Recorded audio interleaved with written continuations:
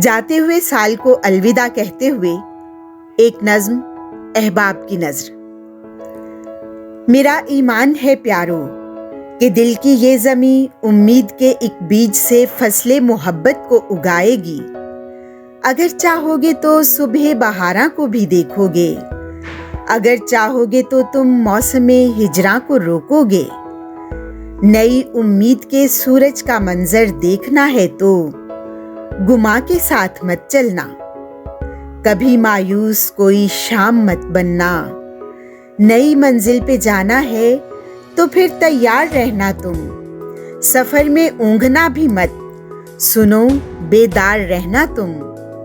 कहाँ से रोशनी फूटे तुम्हें मिलने चली आए, कि जो तुम ढूंढने निकले थे वो एक पल में मिल जाए।